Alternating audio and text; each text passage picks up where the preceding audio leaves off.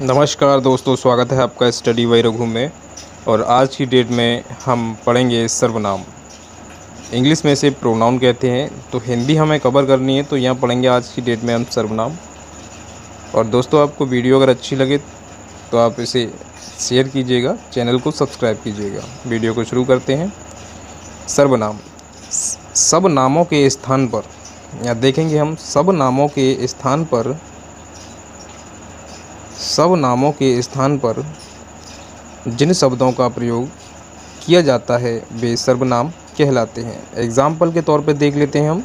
राम ने कहा कि वह बाजार जा रहा है। यहाँ राम ने कहा, राम की जगह पे जो वह लगा है यही सर्वनाम है। वह का प्रयोग जो राम के लिए स्थान पे हुआ है वो सर्वनाम कहलाता है। सीमा ने कहा कि मैं खाना बना रही हूँ।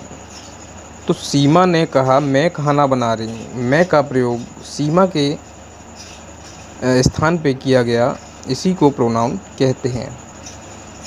मोहन ने आकाश से पूछा कि तुम कब आओगे। यहाँ तुम का प्रयोग आकाश के स्थान पर किया जा रहा है। इसका मतलब होता है कि किसी भी नाम के लिए जब हम दूसरी जगह उसी को यूज़ करते हैं तो वो नाम हम दोबारा ना लिख के उसकी जगह कुछ शब्दों का इस्तेमाल करते हैं।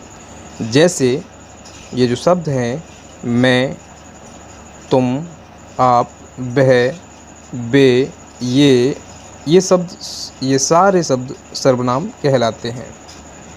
अब इसकी परिभाषा इस प्रकार है, जो शब्द संज्ञा के स्थान पर प्रयुक्त या प्रयोग किए जाते हैं सर्वनाम कहलाते हैं। एग्जाम्पल यानी उदाहरण के लिए, मैं, तुम, वह, यह, आप, कौन, कोई, इसका या उसका, तुम्हारा, हमारा, आपका आदि, ये सभी सर्वनाम हैं। अब यहाँ पे दोस्तों, जिस प्रकार हमने सर्वनाम को समझा कि सर्वनाम होता क्या है, संज्ञा के स्थान पर प्रयोग किए जाने वाले शब्दों को सर्वनाम कहते हैं। अब सर्वनाम के कुछ भेद हैं वो हम देखते हैं। तो सर्वनाम के जो भेद हैं, अर्थ की दृष्टि से सर्वनाम 6 प्रकार के होते हैं।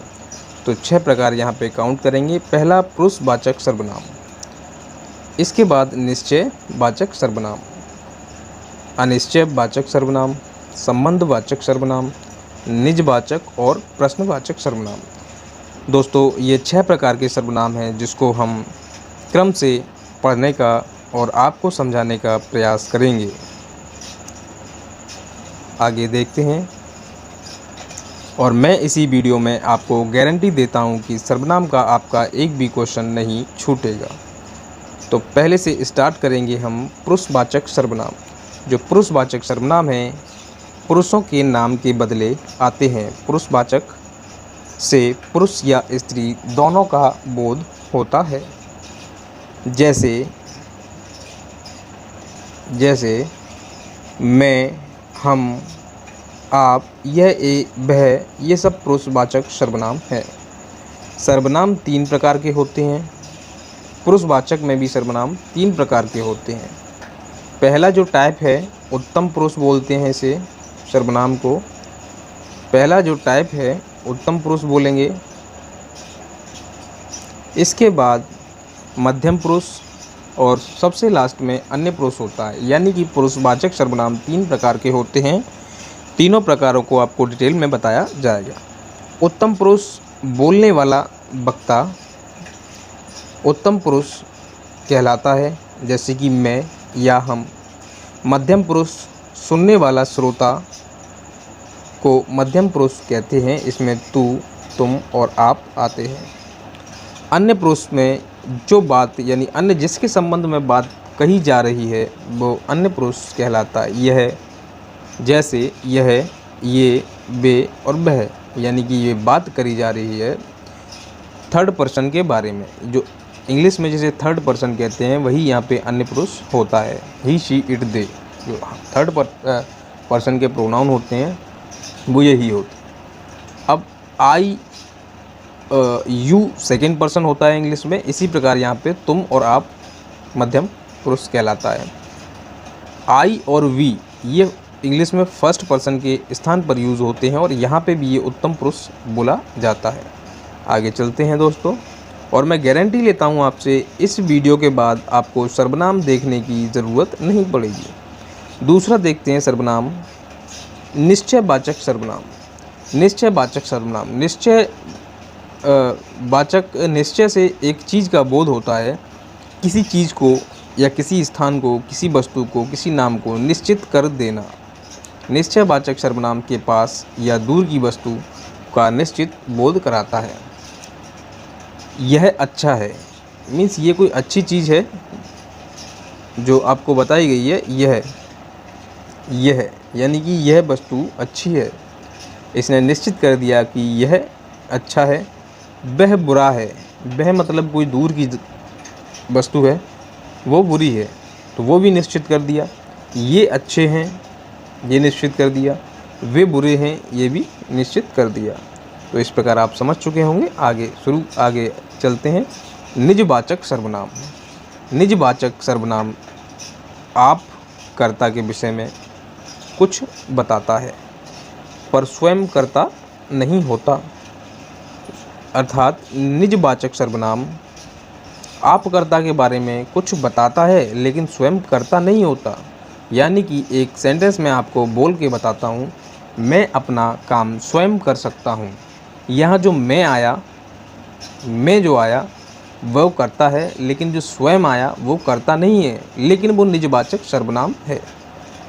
आप समझ चुके होंगे इससे। अगला एग्जाम्पल ये देखते हैं। मैं यह काम आप ही की जगह हम कर सकते हैं, स्वयं ही कर सकता हूँ, कर लूँगा। तो यहाँ जैसा कि यहाँ बताया, पुरुषवाचक आप स्वयं कर्ता नहीं होता, यानी कि ये जो है ये स्वयं कर्ता नहीं है, कर्ता इसमें मैं है, लेकिन ये अपने लिए कुछ कह रहा है। तो ये जो स्वयं है ये निजवाचक सर्वनाम कहलाएगा। आप आजकल कहाँ रहती हैं? पुरुषवाचक सर्वनाम आप स्वयं ही कर्ता का काम करता है। आप आजकल कहाँ रहती हैं? इस प्रकार स्वयं ही कर्ता का काम करता है, मतलब यहाँ पे ये कर्ता भी है और यहाँ पे ये निजवाचक सर्वनाम भी है। अगला क्वेश्चन देखते हैं। यहाँ पहले वाक्य में जो आप पुरुषवाचक सर्वनाम है पर दूसरे में निजवाचक सर्वनाम है। कहने का तात्पर्य यहाँ जो आप लगाया वो सब्जेक्ट के तौर पे लगाया और सब्जेक्ट का ही काम कर्ता का ही काम कर रहा है, लेकिन यहाँ जो नीचे लगाया मैं यह काम आप ही कर लूँगा, यहाँ जो आपका मतलब हुआ निजवाचक सर्वनाम। संबंधवाचक सर्वनाम अगला, जहाँ दो वस्तुएं अथवा व्यक्ति में पारस्परिक संबंध प्रकट किया हो वह संबंधवाचक सर्वनाम कहलाते हैं। आप इसको दूसरी तरह से कह सकते हैं, दो वाक्यों को जोड़ना। जैसे वह लड़का जो कल यहाँ आया था, यानी जो कल आया था, पढ़ने में बहुत तेज है। कौन पढ़ने में तेज है?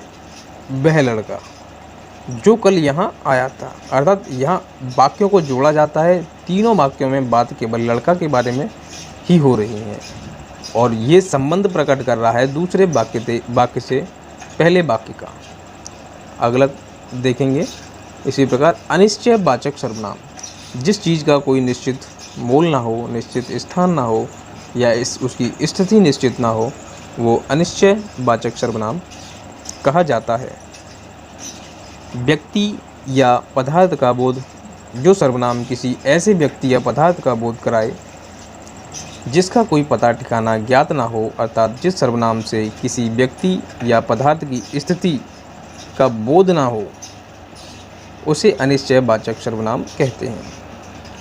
आगे देखेंगे। जैसे एग्जाम्पल के लिए कोई आया था, यहाँ जो कोई है नहीं पता है ये फीमेल है, मेल है या मनुष्य है या कोई जानवर है। यहाँ पे कोई निश्चित नहीं दिया था ये है कौन। घर में कुछ नहीं है, कुछ नहीं, यहाँ पे जो कुछ नहीं आया, यही कुछ नहीं अनिश्चयवाचक सर्वनाम है। कुछ दे दो। ऐसी शब्द जिनसे किसी चीज़ की किसी व्यक्ति, वस्तु या स्थान की निश्चित स्थिति का बोध ना हो, वो अनिश्चयवाचक सर्वनाम कहे जाते हैं। इसलिए इन्हें अनिश्चयवाचक सर्वनाम के नाम से भी जाना जाता है। अगला देखते हैं प्रश्नवाचक सर्वनाम। जिस सर्वनाम से प्रश्न का बोध हो उसे प्रश्नवाचक सर्वनाम कहते हैं। जैसे यहाँ कौन है, जो मुझे नहीं जानता। जो वर्ड कौन आया वो एक प्रश्नवाचक वर्ड है, इसीलिए इसे प्रश्नवाचक सर्वनाम कहते हैं। रीमा घर क्यों चली गई? मोहन स्कूल कब आएगा? वह क्या कर रही है? क्या, कौन, कब, कैसे, ये सब प्रश्नवाचक सर्वनाम हैं। तो दोस्तों हमने इसी प्रकार पूरे सर्वनाम को, आपको जो 6 प्रकार के सर्वनाम हैं उनको आपको डिटेल में बताया।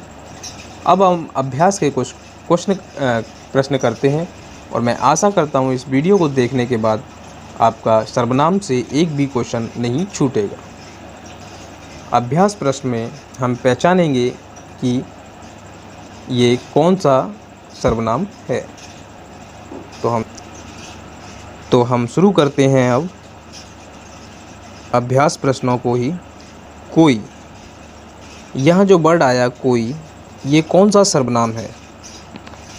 आपको याद होगी इससे पहले जो हमने देखा था, आपको याद होगी जो अनिश्चयवाचक सर्वनाम है जिसमें किसी भी वस्तु या पदार्थ की या व्यक्ति की निश्चित स्थिति का बोध ना हो, उसे अनिश्चयवाचक सर्वनाम कहते हैं। तो यहाँ देखते हैं कोई एक अनिश्चयवाचक सर्वनाम है। अगला देखेंगे हम कहाँ किस प्रकार का सर्वनाम है। तो यहाँ हमें दिखता है कि जो प्रश्न करे वो प्रश्नवाचक सर्वनाम कहलाते हैं। ये प्रश्नवाचक सर्वनाम है। अगला देखते हैं स्वयं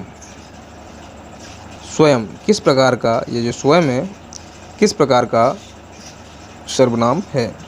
तो ये स्वयं यानी कि कर्ता जब अपने लिए स्वयं कोई बात कहता है तो ये निजवाचक सर्वनाम होता है। अगला देखेंगे दोस्तों मैं किस प्रकार का सर्वनाम है। तो जैसा कि बताया, मैं एक पुरुषवाचक सर्वनाम है और ये उत्तम पुरुष में आता है। उत्तम पुरुष में 2 ही चीज़ आती हैं, मैं और हम। अगला देखते हैं तुम। यहाँ पे जो तुम का जो साउंड आ रहा है ये उत्तम पुरुष की जगह ये मध्यम पुरुष है। अगला देखेंगे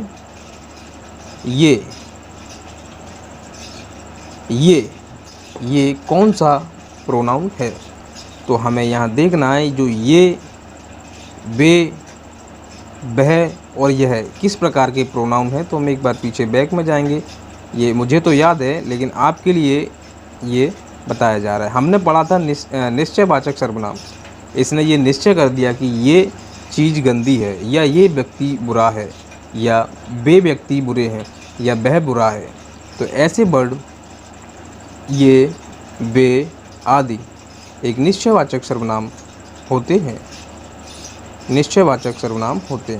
यह है जो अभी हमने रीड किया।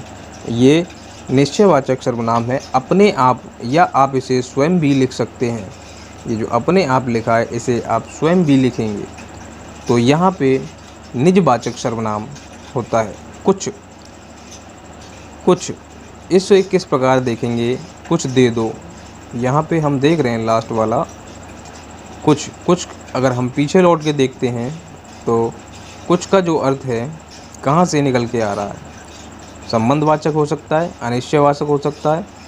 बिल्कुल, ना तो संबंधवाचक होगा ना प्रश्नवाचक होगा, केवल ये अनिश्चयवाचक है क्योंकि हम उसे निश्चित नहीं कर पा रहे हैं। कुछ, कितना या कौन। कोई आया था तो कोई आया था, कौन आया था। इसी प्रकार कुछ एक अनिश्चयवाचक सर्वनाम है। जैसा कि हम देख पा रहे हैं यहाँ पे अनिश्चयवाचक कोई, कुछ, ये जो सर्वनाम है अनिश्चयवाचक सर्वनाम है। दोस्तों इसी के साथ वीडियो को एंड अप करेंगे। आशा करते हैं आपको वीडियो अच्छा लगा होगा। वीडियो यदि आपको अच्छा लगा है तो आप इसे शेयर कीजिए, चैनल को सब्सक्राइब कीजिए और वीडियो को ज़्यादा से ज़्यादा शेयर कीजिए। वीडियो देखने की धन्यवाद दोस्तों। जय हिंद।